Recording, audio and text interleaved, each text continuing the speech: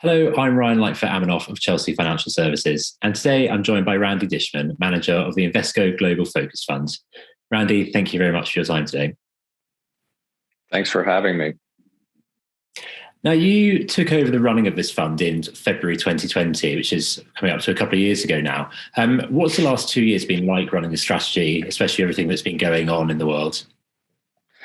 I think running this strategy has been similar to what I've been doing for the last 20 years. The backdrop, of course, has been a bit surreal, and watching how much basic mobility or the lack of basic mobility has affected the economy has been very interesting. But the world is almost always very rich in opportunity if you can find it. And so it's been a good 2 years. They've been very different years, but I've enjoyed running it so far and finding the opportunities that are out there. And you run quite a concentrated fund, hence the sort of focus name. How do you go from that huge global universe that you can pick from just to the 30 or 40 stocks that you have in your portfolio?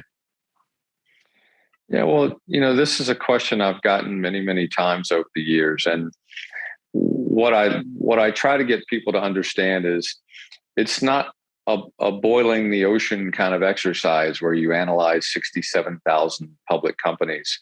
I think by the time if you think about what the market is composed of, by the time you throw things out that are either too small or in places where you wouldn't want to send your kids, or in places where a return of your capital is unlikely, or where there is a poorly functioning legal system, poorly functioning markets, you get down to 8,000, 9,000 companies fairly quickly. And then from there, I'm looking for very specific things. I'm looking for advantage. Not every company is advantaged, and I can identify it fairly quickly at this point in my career. Over the past 20 years, I've done detailed analytical work on at least 3,000 or 4,000 of the companies that are in that 8 or 9. And I don't lack for ideas. I've never had a moment in my career where I was lacking ideas. Well, thank you. And so let's perhaps look at a few of those holdings that you've got. Facebook, a well-known name, it's in your top 10, almost 10% of your portfolio. So why do you like it? And what are your thoughts on the company's name change to Meta? I think part of learning how to invest money and being a good investor is learning to recognize the signs of advantage. Certainly one of those signs, and this is something that I asked all the analysts in my group to do, is make a list for me of everything you can think of that has 2 billion daily users. It's interesting because you start talking about things like food, clothing. I'm not even sure. I can't find hard data, but I don't think the automobile would be on the list of things that have 2 billion daily users. Facebook is on that list. And so learning to recognize whether you see the signs of advantage or not, when something hits the tuning fork of 2 billion people in the world so that they use it daily, there's something special going on there, and you probably need to get in and understand it. So I've been looking at Facebook for years now. I can honestly say, for the past 5 years at least, I've never seen a company with Facebook's economics. It might be the best economic model I've seen in my career.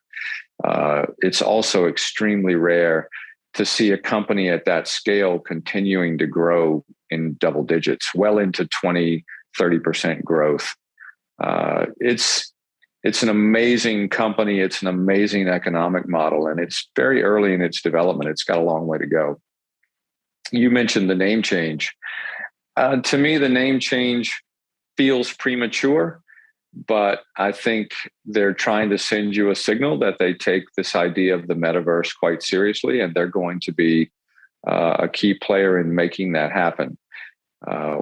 I'm more skeptical of what that actually means commercially for today.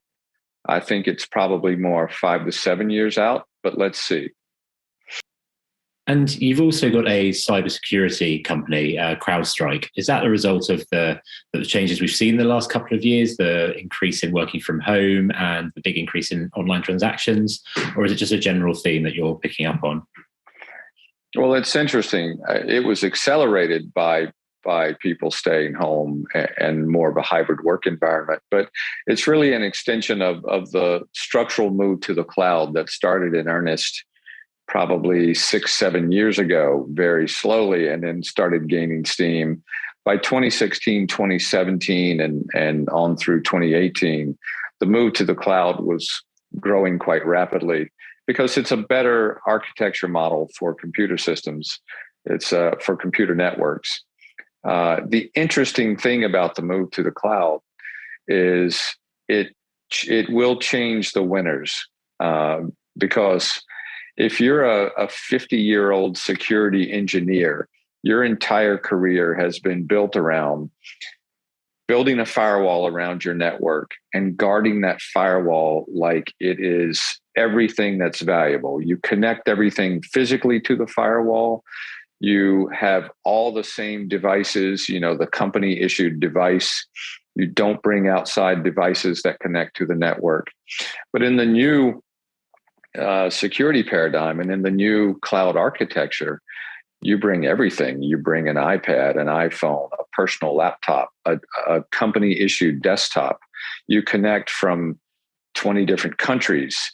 You don't connect all from the 11th floor right above your data center down on 10. And so, the old way of build a solid firewall and connect everything to it and then watch it is irrelevant. There is no network perimeter anymore. And so you needed new ways to secure a network with that sort of architecture. And CrowdStrike has that solution. There's one other player with a key part of it, but CrowdStrike is going to be relevant for a long, long time. Really interesting. Thank you. And now finally, you've mentioned the terms structural trends a few times. So other than the ones already mentioned, what are some of the other key trends that you're looking at? And do you have maybe a couple of examples of companies that are benefiting from these trends? Sure. Again, one of the things you do as an investor is you look at how the world is changing, and you try to get, in the way of the good change. You definitely want to be on the right side of change, because being on the wrong side of change can be quite ugly. Think about all the cell phone companies that didn't innovate and wound up in the waste bin of history. Structural trends don't mean revert. The economy might go into a recession, it might boom, it might do all kinds of different things, but e-commerce continues to grow. The Fed may raise rates. That won't stop. It's not like people will say, enough of e-commerce, I'm going back to the store now. And so structural trends have benefits because they're backdrop irrelevant, really. And that's part of why I look at structural trends. But one of the things I just mentioned was e-commerce. We've all been standing by watching our own behavior trend more toward e-commerce over the last 20 years. It continues to take share of basket. It continues to offer things that you might not have anticipated 5 years ago. The idea that you would be buying groceries from Amazon was probably not on people's radar screen even 5 years ago. And now I think it's quite common and it's growing rapidly. Prescriptions, buying online prescriptions that get sent to you in the same order where you might buy, music or you might buy clothes. It's, the world has been very dynamic in how it's adopted e-commerce and the benefits e-commerce continues to bring to us. The electronification of money is something that's been going on for 70 years. People didn't think of credit cards as the electronification of money. But when you look at social attitudes and how they've changed, when credit cards first came out, they were only for the wealthy and they were only used for large purchases.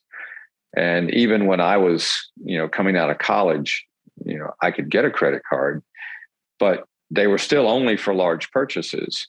Now, people think nothing of carrying no cash, carrying a credit card, and it's anyone I know would walk into a convenience store and buy a bag of potato chips and a bottle of water on a credit card. You wouldn't do that 15 years ago. And so, now with the ability to pay online with things like PayPal and with some of the other digital, payment companies, the electronification of money continues apace. It's about 50 to 60% of all transactions in the United States are digital. And, that's going to continue growing. Well, Randy, as expected, that's been absolutely fascinating. Thank you very much for your time today. Thanks for having me. And if you'd like to find out more about the Invesco Global Focus Funds, please visit our website, chelseafs.co.uk.